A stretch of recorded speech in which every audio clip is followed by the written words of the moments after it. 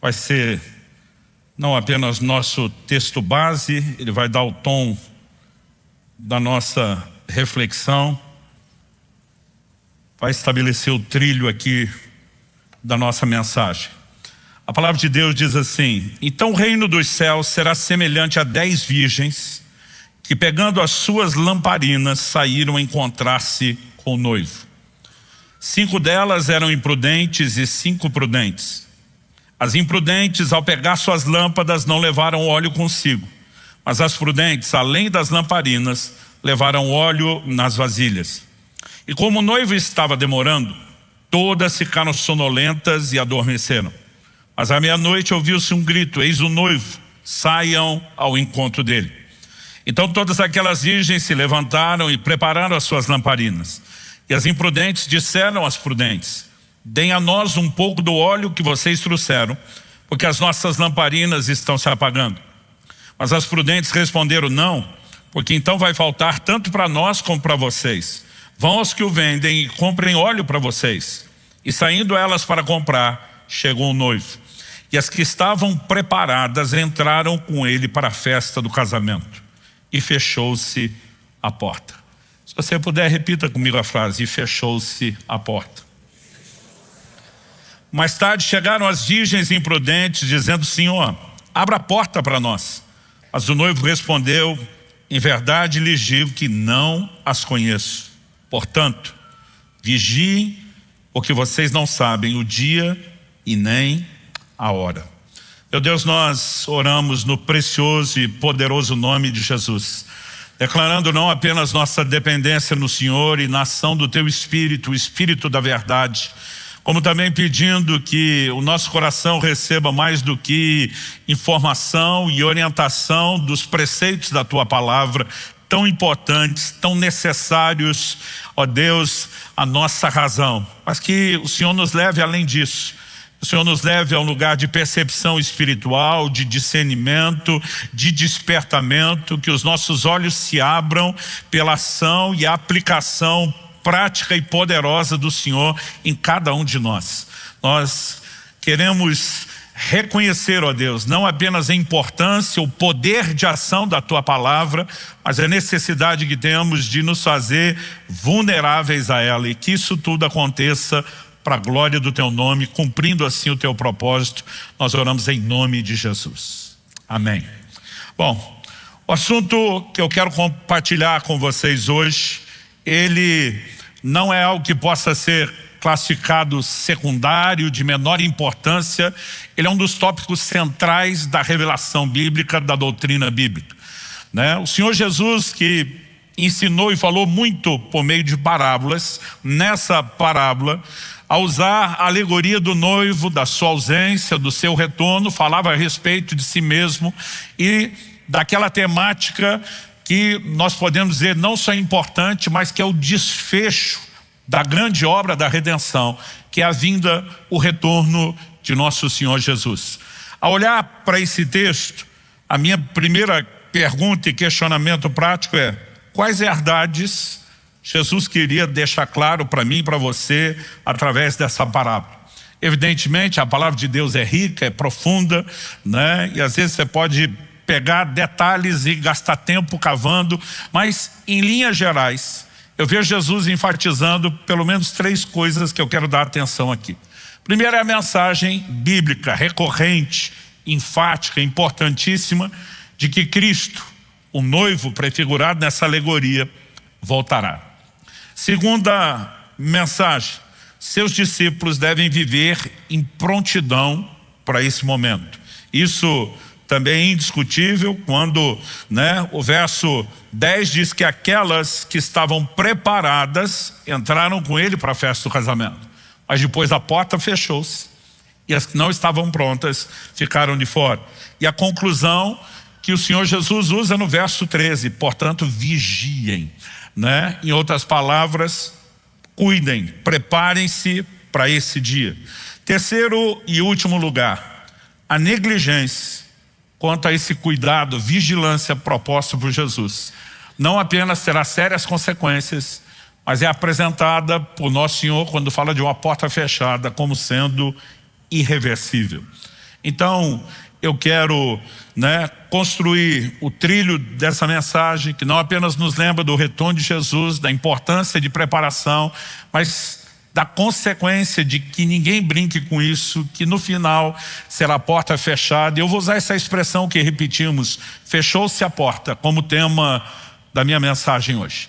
Que essa não seja a minha, nem a sua realidade naquele dia, mas que essa instrução nos poupe, nos guarde e nos faça corresponder ao ensino de Jesus.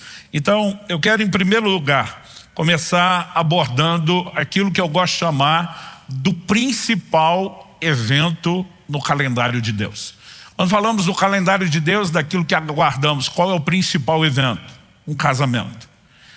E esse casamento, na verdade, é a alegoria bíblica para falar do retorno de Cristo para a sua igreja. Ele é apresentado não apenas nessa parábola, mas em vários textos bíblicos como noivo, enquanto que a igreja é apresentada como a noiva.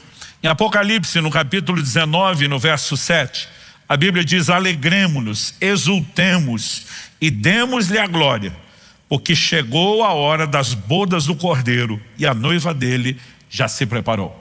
Nós estamos entrando na reta do desfecho do livro do Apocalipse, o desfecho da redenção, e quando o Senhor Jesus está na iminência do seu regresso, a notícia é dada. As bodas, a palavra boda significa casamento, festa de casamento, As bodas do Cordeiro, do casamento de Cristo chegou, e a sua noiva já se preparou. A Bíblia também não daria notícia de uma noiva preparada se a preparação não fosse importante, não fosse um requisito. Então eu quero começar pelo regresso do noivo. Além do próprio ensino de Jesus, aqui em Mateus 25 que nós lemos, aliás, depois nós vamos dar uma olhadinha aqui nos versículos anteriores do capítulo 24, nos posteriores do capítulo 25, em várias parábolas, Jesus fala bastante a respeito do assunto da sua vinda. Nós temos, ao longo das Escrituras, promessas claras. A primeira delas que eu quero citar, dos lábios do próprio Jesus. João capítulo 14, versículo 2 e 3. Ele diz: na casa de meu pai há muitas moradas. Se não fosse assim, eu já lhes teria dito, pois vou preparar um lugar para vocês.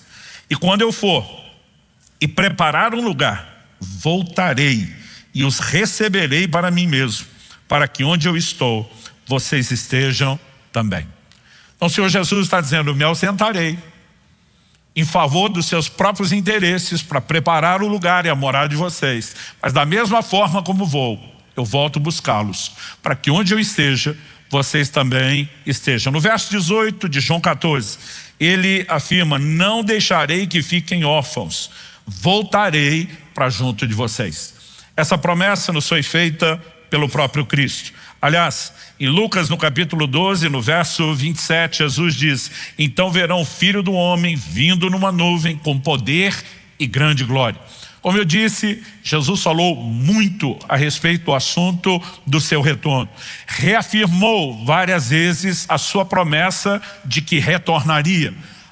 Em Atos, no capítulo 1, dos versículos 9 a 11, nós temos um momento onde Nosso Senhor, já ressuscitado, depois de aparecer por 40 dias, após sua ressurreição aos discípulos, calibrando a mensagem do reino de Deus, agora é assunto aos céus, elevado diante de seus olhos.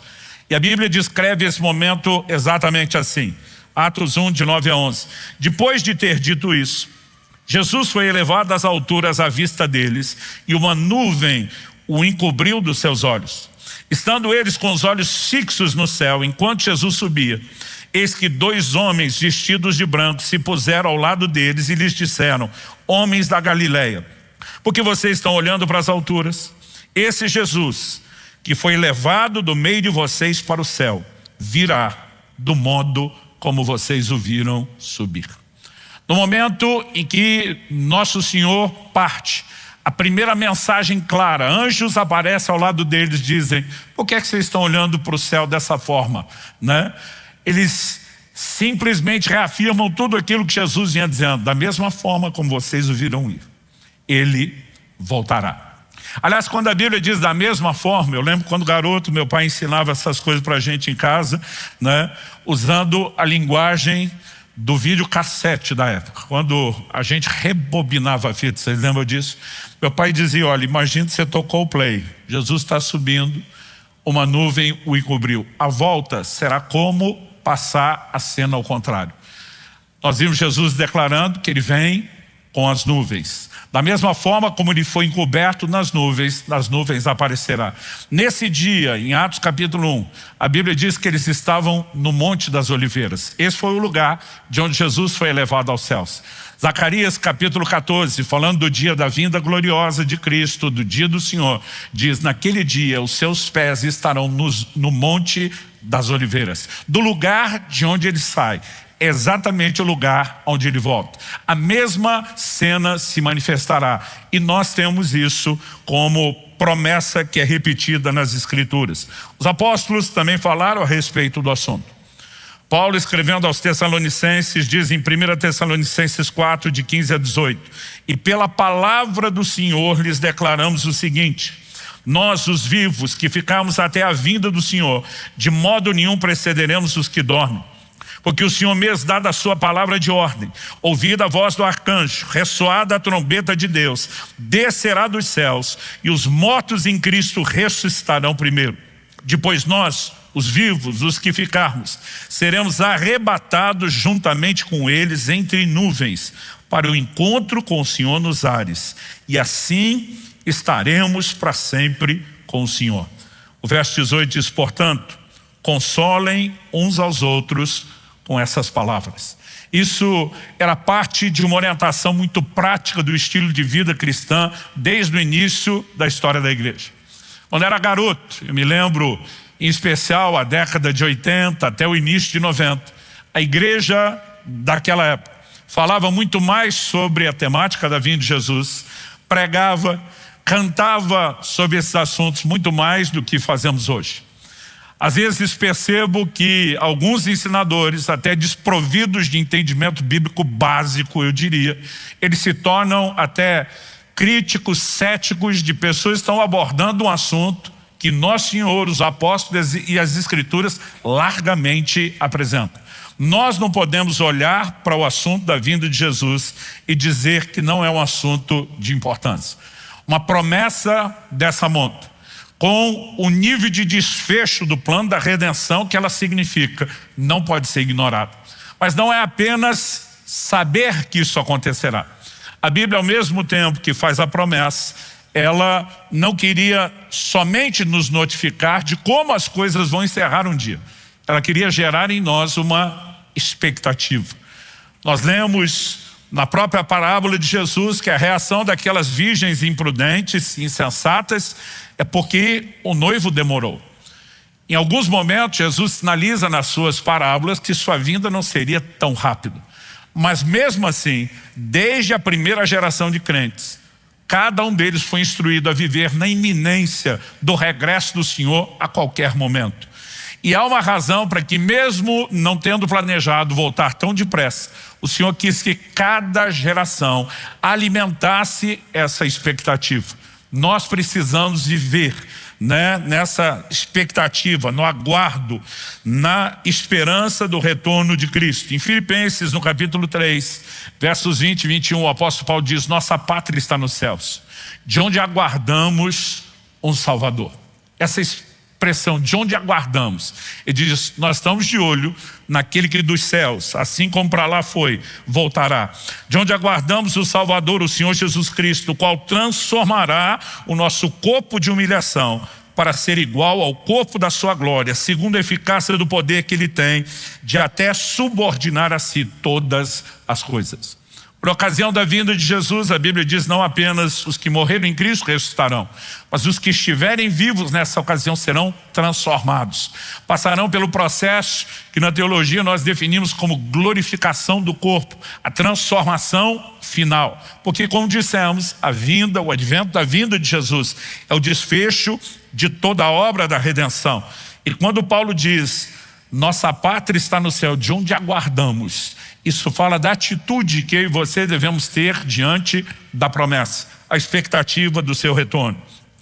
Em primeira carta de Paulo aos Tessalonicenses, no capítulo 1, nos versos 9 e 10, o apóstolo diz assim: porque no que se refere a nós, as pessoas desses lugares falam sobre como foi nossa chegada no meio de vocês e como, deixando os ídolos, vocês se converteram a Deus. Aqui vai falar de como os tessalonicenses se apartaram da idolatria e qual foi ou como foi a conversão. Mas olha o que ele diz: como, deixando os ídolos, vocês se converteram a Deus. Primeiro lugar, para que se converteram? Primeiro lugar, para servir o Deus vivo e verdadeiro. Segundo, e para aguardar dos céus o seu Filho, a quem ele ressuscitou dentre os mortos, a saber, Jesus, que nos livra da ira vindoura. A conversão é simplificada apontando para duas direções de expectativa, né? A primeira, vocês deixaram os ídolos, se converteram a Deus. Primeiro, para servir a Deus, mas para aguardar o retorno de Cristo. Então, quando você consegue enxergar a maneira como os apóstolos não apenas repetiam o assunto, mas relacionavam com uma expectativa vital, essencial para a caminhada do dia a dia, nós não podemos, como falei antes, ignorar isso. Hebreus capítulo 9, verso 28, diz assim também Cristo: tendo se oferecido uma vez por todas para tirar os pecados de muitos, aparecerá a segunda vez, não para tirar pecados, mas para salvar aqueles que esperam por Ele.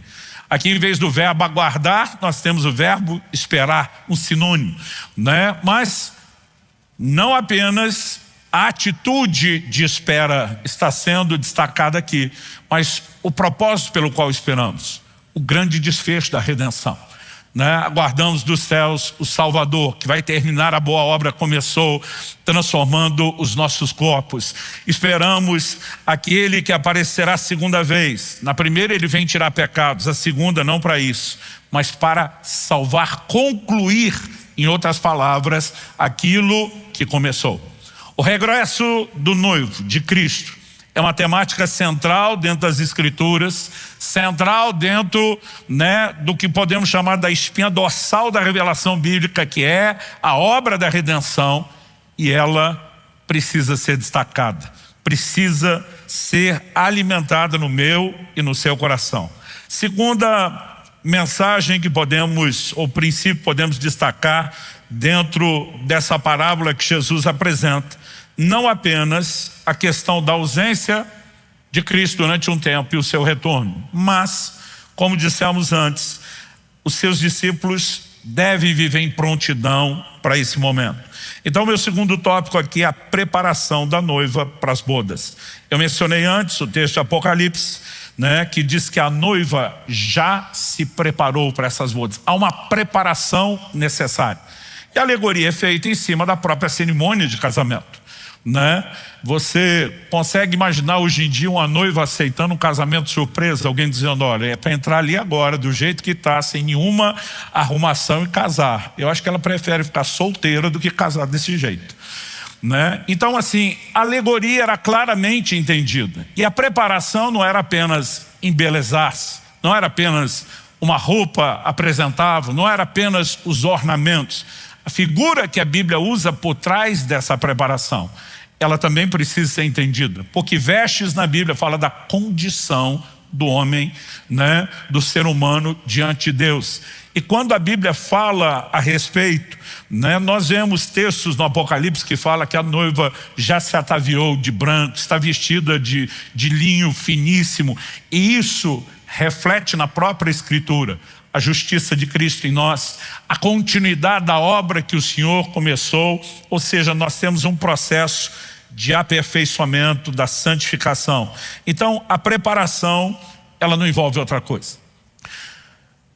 Antes de falar de alguns detalhes dessa preparação, eu queria destacar aqui dois textos bíblicos que respondem para que tipo de noiva o noivo pretende voltar.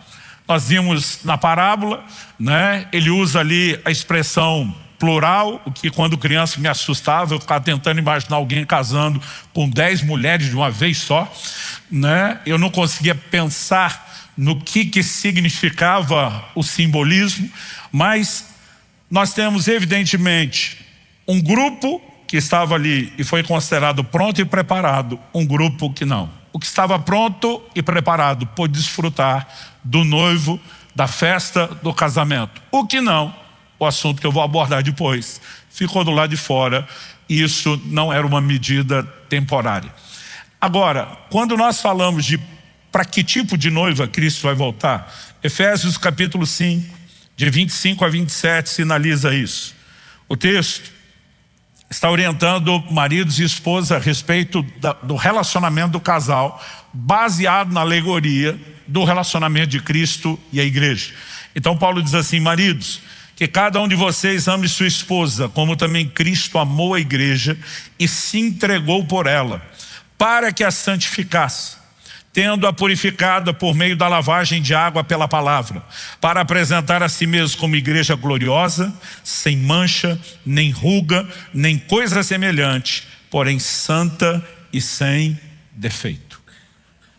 Que Cristo se entregou a si mesmo por nós, para nossa salvação, ninguém discute. Mas ele fala de um processo que começou, mas não terminou, para que a santificasse, purificando-a pela lavagem de água da palavra. Vou repetir: para apresentá-la a si mesmo, igreja gloriosa.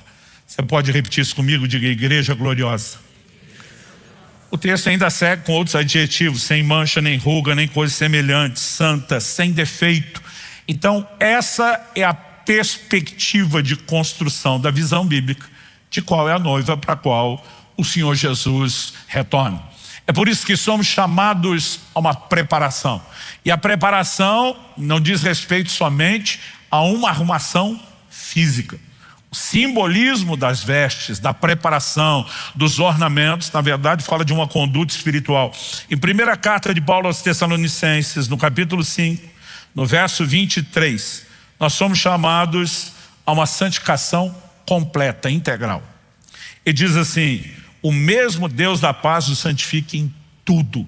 Outras traduções diz: santifique o vosso ser inteiro. O que é o ser inteiro? Ele continua e diz: e que o espírito, a alma e o corpo de vocês sejam conservados íntegros e irrepreensíveis na vinda de nosso Senhor Jesus Cristo. Toda a ênfase bíblica da santificação aponta para um desfecho. E o desfecho quase sempre é apresentado, como sendo a questão da vinda do Senhor Jesus. Se você gastar tempo lendo o Novo Testamento com calma, olhando só para esse filtro, para esse tipo de declaração, você vai perceber como a questão da santidade está relacionada com a vinda de Jesus. Por exemplo, 1 Tessalonicenses 3,13, a fim de que o coração de vocês seja fortalecido em santidade, isento de culpa, na presença de nosso Deus e Pai, na vinda de nosso Senhor Jesus com todos os seus santos. Sempre a relação da santificação, ela não é simplesmente continuar aquilo que começou com a conversão, mas é continuar com um propósito, é visando o grande desfecho, o dia desse casamento que requer de mim e de você que sejamos prontos. Então, quando a Bíblia fala a respeito da vinda de Jesus, ela não queria apenas informar que haverá um retorno. Ela queria, por meio de alimentar em nós a promessa, a importância do entendimento do que significa isso, gerar dessa forma em mim e você uma resposta. Qual é essa resposta? A Bíblia fala a respeito de diversas coisas, se misturam, se intercalam, mas basicamente, tudo se resume a essa preparação, ao estado de prontidão. Várias vezes, por exemplo, a ênfase bíblica recai na palavra vigilância, atenção. Então em Lucas, no capítulo 21, dos versos 34 a 36, Jesus diz assim: tenham cuidado, para não acontecer que o coração de vocês fique sobrecarregado com as consequências da orgia, da embriaguez, das preocupações desse mundo, e para que aquele dia não venha sobre vocês repentinamente como uma armadilha, pois sobrevirá a todos os que vivem sobre a face da terra.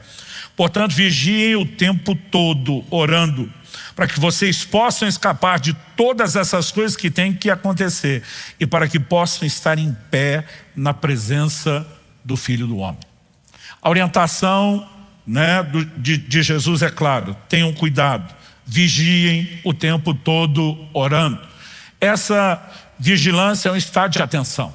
Várias vezes Jesus usa ao longo dos seus ensinos, os apóstolos também vão mencionar a expressão de que o dia do Senhor virá como um ladrão. Significa sem aviso, não há aviso prévio, pode acontecer a qualquer momento. Então a vigilância se faz necessária. Segundo aspecto, que é o motivo dessa vigilância que nós já apresentamos, é sempre a ideia e o conceito de santificação. Prestar atenção na maneira como nós vivemos. Aliás, o que nós lemos em Lucas 21 fala exatamente do cuidado de não se distrair com as questões relacionadas ou preocupações da vida ou empolgações e deleites da carne que nos façam tirar os olhos do foco, do alvo para o qual eu e você devemos nos mover. Mas Paulo, escrevendo aos Romanos, ele diz no capítulo 13, e eu quero ler com vocês do verso 11 até o 14: digo isso a vocês que conhecem o tempo. Já é hora de despertarmos do sono, porque a nossa salvação está agora mais perto do que quando no princípio cremos. Isso pressupõe que Paulo está falando com gente que já tem um tempo de caminhada cristã. E está dizendo, gente, quanto mais o tempo passa, mais próximo nós estamos do retorno do Senhor. Mas ele não apenas usa essa expressão, ele diz a nossa salvação, porque como dissemos, esse é o grande desfecho. Está agora mais perto do que quando no princípio cremos. Agora, a linguagem que ele usa: vai alta a noite e o dia vem chegando. Que dia é esse? O dia do retorno de Cristo. Deixemos, pois, as obras das trevas e revistamo-nos das armas da luz.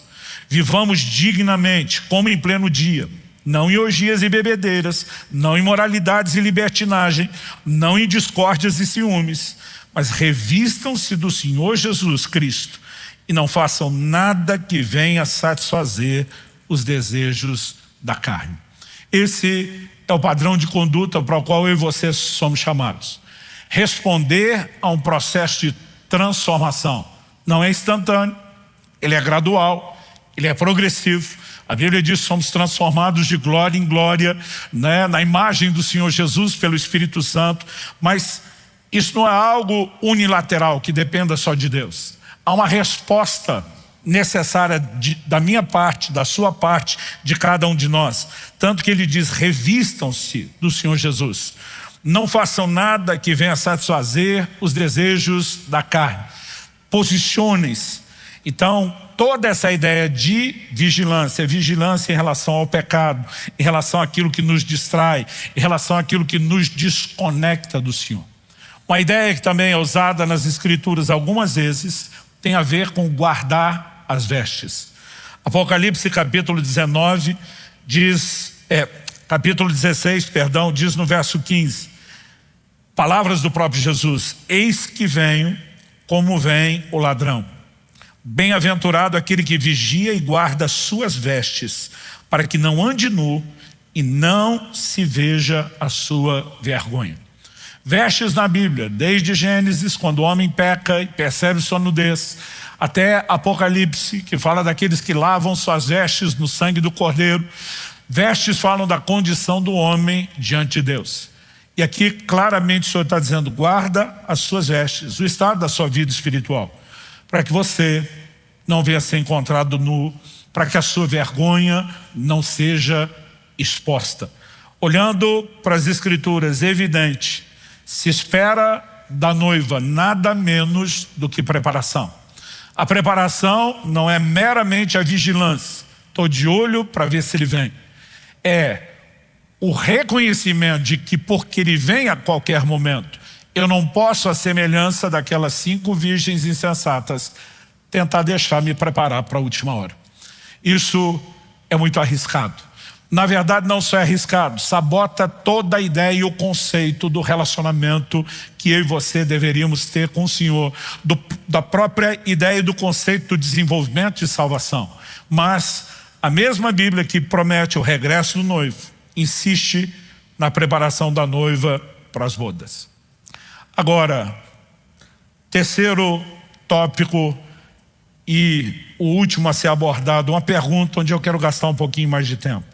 Quem ficará de fora? Porque nós vimos que 5 virgens prudentes entraram, mas as 5 imprudentes, ou dependendo da versão chamada insensatas, não entraram. A Bíblia diz: fechou-se a porta. E depois, quando elas vêm bater implorando para que abra, não há uma nova oportunidade. Pelo contrário, há uma declaração: eu não vos conheço. O que significa que quem perder essa oportunidade não terá segunda chance. Isso não é em nada diferente daquilo que a Bíblia já ensina quando fala a respeito da preparação, por exemplo, para o dia da morte. Nós somos parte de uma geração que, porque permanece viva, estamos aguardando a vinda do Senhor. Antes de nós, há inúmeras gerações de pessoas que viveram na iminência do regresso do Senhor, não tiveram o encontro tão esperado com Ele, mas em algum momento, antes do Senhor vir, eles é que foram. E a verdade é que eu e você temos que viver em estado de prontidão, porque em algum momento nós vamos encontrar o Senhor. Não sabemos se conosco indo ou com Ele vindo, mas esse encontro em algum momento acontecerá. E não importa se pelo dia da morte ou pelo dia do retorno de Cristo, ninguém sabe quando isso acontece. Seria insensato alguém dizer: lá pelos 80 e tantos anos de idade, eu vou cuidar da minha vida espiritual, porque pode ser que nesse momento eu vá partir para o encontro com Cristo. E pode ser que você vá bem mais cedo e totalmente despreparado. Então nenhum de nós deixaria isso para o último momento. Quando nós falamos do assunto da vinda de Jesus, não é em nada diferente. Só que ao longo da história da igreja, nós temos percebido a tentativa de falsos mestres, de criar subterfúgios, escapes. Então, criou-se uma doutrina que não está na Bíblia, que foi sustentada pela igreja romana durante muito tempo, do tal do purgatório. Ou seja, se alguém não preparou para a morte, vai resolver o problema depois, para conseguir entrar na glória pela repescagem. E quando você olha para a Escritura, não há absolutamente nada que sustente uma segunda oportunidade. Nenhum texto, nenhum ensino, nenhuma declaração. Não só não há nada que sustente isso, como há inúmeras afirmações contrárias. Mas de alguma forma, a igreja, depois da reforma protestante, parou de tocar no assunto do purgatório, voltamos a dizer só a Escritura, vamos ficar no que a Bíblia diz. Mas recentemente inventaram uma espécie de um novo purgatório para quem perder a vinda de Jesus. Então, entre muitas coisas que envolvem esse movimento, nós tivemos, anos atrás, uma produção de livros que se tornaram best-sellers, tanto nos Estados Unidos como a partir de lá para o mundo, viraram um filme que envolve a série do Deixados para Trás. E há uma mensagem perigosíssima por trás disso. Porque basicamente a coisa está insinuando que se você não se preparar, tem um jeito de consertar, é só sofrer para resolver depois no sofrimento. E eu quero te dizer que as coisas não são exatamente da forma como estão dizendo. Tem pessoas dizendo: está tudo bem, você perdeu o arrebatamento, você dá um jeito de resolver depois de outra forma, e a Bíblia não sinaliza isso. A Bíblia diz: para aquelas que não estavam prontas, a porta fechou, e depois a porta não se abrirá. Isso é aspecto inegociável dentro da doutrina cristã, e a gente precisa entender isso. Para entender melhor o que Jesus está ensinando aqui em Mateus 25, para mim, a própria menção da porta fechada, e foi por isso que eu tomei isso como tema da mensagem hoje, para que não haja dúvidas a respeito da seriedade do assunto, para quem não estiver pronto e preparado. Mas se você olhar as parábolas do capítulo anterior e as parábolas do capítulo que nós lemos aqui, que foi Mateus 25, as duas últimas de Mateus 24. Depois temos o nosso texto base, que é Mateus 25, de 1 a 13. E depois as outras parábolas que Jesus conta em Mateus 25, Todas sustentam exatamente a mesma linha de raciocínio. Então me permita ler alguns desses textos. O primeiro deles, Mateus 24, de 36 a 44. Jesus falando sobre o dia da sua vinda, ele diz: mas a respeito daquele dia e hora ninguém sabe, nem os anjos dos céus, nem o Filho, senão o Pai. Pois assim como foi nos dias de Noé, assim será também a vinda do Filho do Homem. Pois assim como nos dias anteriores ao dilúvio, comiam, bebiam, casavam, davam-se em casamento, até o dia em que Noé entrou na arca e não o perceberam, até que veio o dilúvio e levou a todos, assim será também a vinda do Filho do Homem. E assim como não houve segunda oportunidade na época de Noé, não haverá segunda oportunidade no exemplo e alegoria que Jesus está propondo sobre a sua vinda. Ele continua e diz assim: então 2 estarão no campo, um será levado, o outro será deixado. 2 mulheres estarão trabalhando no moinho, uma será levada, a outra será deixada. Portanto, vigiem, porque vocês não sabem em que dia virá o Senhor de vocês. Porém, considerem isso: se o pai de família soubesse a que hora viria o ladrão, vigiaria, não deixaria que sua casa fosse arrombada. Por isso, estejam também vocês preparados, porque o Filho do Homem virá a hora em que vocês menos esperam.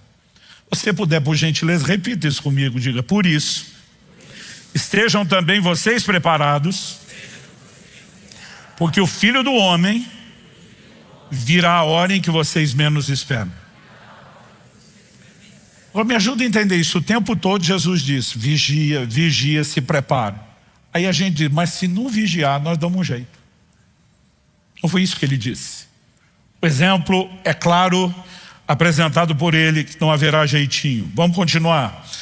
Agora, Mateus 24, 45 a 51.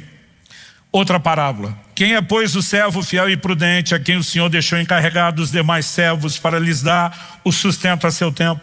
Bem-aventurado aquele servo a quem o seu Senhor, quando vier, achar fazendo assim. Em verdade lhes digo que lhe confiará todos os seus bens. Mas o que acontecerá se aquele servo, sendo mau, disser consigo mesmo: meu Senhor demora para vir, e começar a espancar seus companheiros, a comer e beber com os bêbados? Virá o Senhor daquele servo em dia em que não espera, em hora que não sabe, irá aplicar-lhe um castigo severo, condenando com os hipócritas. Ali haverá choro e ranger de dentes. Tem espaço de segunda oportunidade para você aqui? Não. Choro e ranger de dentes apontam para um único lugar: condenação eterna do inferno, para esse servo mau. Depois da parábola que nós lemos, de Mateus 25, 1 a 13, nós temos, e eu não vou ler as próximas 2 parábolas inteiras, porque são textos maiores, nós temos a parábola dos talentos e temos também o chamado julgamento das nações. A parábola dos talentos, cuja prestação de contas acontece no regresso do rei para os seus servos. O servo infiel teve qual destino? Mateus 25, 30 diz: quanto ao servo inútil, lancem-no para fora, nas trevas. Ali haverá choro e ranger de dentes. Terminou bem para você? Para mim não. Julgamento das nações. Na sequência, Jesus fala que serão trazidos diante deles, todas as nações. Ele vai separar à sua direita as ovelhas, às esquerdas os cabritos. E a aplicação final, Mateus 25, 41. Então o rei dirá também aos que estiverem à sua esquerda: afastem-se de mim, malditos, para o fogo eterno, preparado para o diabo e seus anjos. Em todas essas orientações, aqueles que não estavam prontos para a sua vinda foram colocados de fora, sem chance de consertar. Isso não é coincidência. Nós estamos falando de 5 parábolas enfileiradas, ensinando exatamente a mesma coisa. Aqui nós não temos mera repetição, nós temos ênfase. E evidentemente o Senhor esperava que nós entendêssemos isso. O apóstolo João escreve na sua primeira epístola e diz em 1 de João 2, 28. E agora, filhinhos, permaneçam nele. Permaneça não é apenas comece a caminhada, é a continuidade, é a fidelidade, é a perseverança. Então ele diz: e agora, filhinhos, permaneçam nele, para que quando ele se manifestar, o que significa se manifestar? quando Ele, Cristo, se revelar, ou seja, a Bíblia está falando do seu retorno, para que quando Ele se manifestar, tenhamos confiança e não sejamos envergonhados, tendo de nos afastar dele no dia da sua vinda. Ou seja, quem não permanecer nele, não terá confiança, será envergonhado e será afastado dele no dia da sua vinda. A lógica é muito clara. O livro do Apocalipse, no capítulo 3 e no verso 11, palavras do próprio Jesus: venho sem demora, conserve o que você tem, para que ninguém tome a sua coroa. A ideia de coroa é apresentada como recompensa. Quando o Senhor diz: conserve o que você tem, para que ninguém tome aquilo que é teu, para que ninguém tome a sua recompensa, a sua coroa, é evidente que isso pode ser perdido. E essa advertência é feita no contexto do quê? Do anúncio da sua vinda. Venho sem demora. O que eu e você precisamos entender ao olhar para uma parábola como essa? De que não apenas o assunto do retorno de Cristo é algo importante, mais sério do que temos mensurado, em que em algum momento certamente isso acontecerá, mas que a razão pela qual desde as primeiras gerações o Senhor quis que cada geração vivesse nessa expectativa, nessa esperança, no retorno iminente do Senhor, que pode acontecer a qualquer hora, é porque Ele queria que essa informação e entendimento impactasse, norteasse o nosso estilo de vida, o nosso comportamento. Ou seja, que nós vivêssemos uma vida de preparação para essa grande celebração. Mas que todos aqueles que negligenciarem o cuidado fiquem claramente advertidos de que as consequências serão sérias e serão irrevogáveis. Olhando para as Escrituras, não há como concluir outra coisa. Em Apocalipse 22, 20, um dos últimos versículos da Escritura, nós temos a palavra do próprio Jesus que diz assim: aquele que dá testemunho dessas coisas diz: certamente venho sem demora. A resposta de João ao terminar o livro: amém. Vem, Senhor Jesus.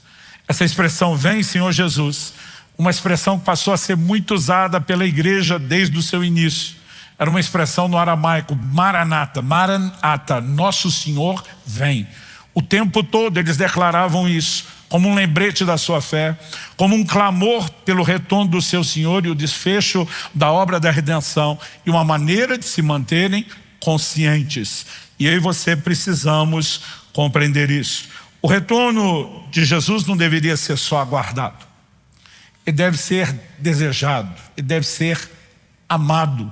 Aliás, eu diria amado e não temido. Tem crente que tem até medo de ler o livro do Apocalipse. Não, pastor, vai dar ruim demais esse negócio no final, quero nem saber o que vai acontecer. Como se fosse um assunto a ser temido. Temido para aqueles que não estão se preparando para esse dia. Deveria ser desejado para todos aqueles que anseiam esse dia. Olha o que o apóstolo Paulo diz em 2 Timóteo 4,8. Desde agora me está guardada a coroa da justiça que o Senhor, reto juiz, me dará naquele dia. E não somente a mim, mas também a todos os que amam a sua vinda. Há uma recompensa. E a Bíblia diz que ela é para todos os que amam a sua vinda. Espera-se de nós, nada mais, nada menos isso, de que essa expectativa seja algo profunda, positiva, e que eu e você possamos nutrir amor por esse bendito encontro, por esse dia do grande desfecho. A prontidão não se limita ao retorno de Cristo, como eu falei antes. Eu e você não sabemos a que hora podemos partir. A questão não é se Jesus vem primeiro ou se eu vou antes ao seu encontro. É que seja um, seja outro, nós precisamos estar preparados. A vida cristã é para ser vivida em período integral. Não há estações de preparação e reta final. E eu e você precisamos compreender isso. Segunda carta de Paulo aos Coríntios, capítulo 5, do verso 1 ao 3, falando sobre a possibilidade de morte. O apóstolo diz assim: sabemos se a nossa casa terrestre desse tabernáculo se desfizer. Está falando do corpo. Temos da parte de Deus um edifício, uma casa não feita por mãos humanas, eterna, nos céus. Lembra da promessa de Jesus: vou preparar-vos morada. E por isso, nesse tabernáculo, nesse corpo, gememos, desejando muito ser revestido na nossa habitação celestial, se, de fato, fomos encontrados vestidos e não nus. Outro dia eu vi um pregador desdenhando, né? Essa geração está querendo, né, a volta de Jesus, porque quer desistir de tudo. Eu falei, peraí, você vive pronto para a possibilidade da morte, não significa que você está desistindo da vida. Significa que simplesmente porque você não sabe quando vai acontecer, você vive da forma como Deus espera de você. Agora, viver preparado para a vinda de Jesus não significa desistir da vida e nem querer, né, outra coisa a não ser o grande desfecho. O mesmo Paulo que dizia, a nossa pátria está nos céus, trabalhou pra caramba. O apóstolo Pedro falava sobre apressarmos o dia da vinda do Senhor. Quando eu e você nos mobilizamos, evangelizando, cumprindo a comissão, nós estamos cooperando com o avanço. Não significa que desistimos disso. Não significa que estamos sabotando a missão. Significa que estamos enxergando o seu grande propósito, o seu grande desfecho. E as pessoas acabam usando esse sofisma, esse raciocínio falso, como uma distorção. Não preocupe com isso. A verdade é que eu digo às pessoas, você não precisa se preocupar com a cronologia dos eventos escatológicos. As pessoas ficam discutindo, né? O arrebatamento é antes, depois da tribulação. Eu falo, meu amigo, o mais importante é você saber o que acontece e está pronto. Pronto para o que der e vier. Essa é a essência da mensagem. E aí a gente fica discutindo o que é periférico em vez de estar praticando o que é essencial. Se eu e você estivermos prontos, é basicamente aquilo que se espera de nós. E eu termino você com um lembrete. Marcos capítulo 13, de 33 a 37, palavras de Jesus. Estejam de sobreaviso e vigiem, porque vocês não sabem quando será o tempo. Um dia desse eu vi alguém falando, não, certeza que Jesus não volta na nossa geração. Falei, Jesus diz, esse dia e hora ninguém sabe. Vocês não sabem o tempo, mas você sabe. Parabéns para você. Incrível as desculpas que as pessoas inventam para justificar a falta de preparação, né? Jesus diz, sejam de sobreaviso, vigiem, porque vocês não sabem quando será o tempo. É como um homem que, ausentando-se do país, dê sua casa, dá autoridade aos seus servos, a cada um sua obrigação, e ao porteiro ordena que vigie. Portanto, vigiem, porque vocês não sabem quando virá o dono da casa. Se à tarde, se à meia-noite, se ao cantar do galo, se pela manhã, para que vindo ele inesperadamente não encontre vocês dormindo. O que porém digo a vocês, digo a todos, vigiem. Vamos ficar em pé. O foco da mensagem é claro, eu quero repetir. Prepare-se para a vinda de Jesus ou fique de fora quando esse dia chegar. Nós não podemos tratar disso de forma leviana. Pai, nós oramos e pedimos mais uma vez. Que o Teu Espírito trabalhe em nós, não apenas a capacidade de entender a doutrina, mas de sermos despertados para um nível de consciência, de correspondermos com o Senhor naquilo que se requer de cada um de nós. Eu oro que nesta manhã o Senhor possa, além de trazer clareza doutrinária, que o Senhor possa despertar o coração de cada um de nós. Que possamos viver como se espera de nós, em vigilância, em preparação, não apenas aguardando e esperando, mas amando o bendito dia do seu glorioso retorno, desse grande desfecho da obra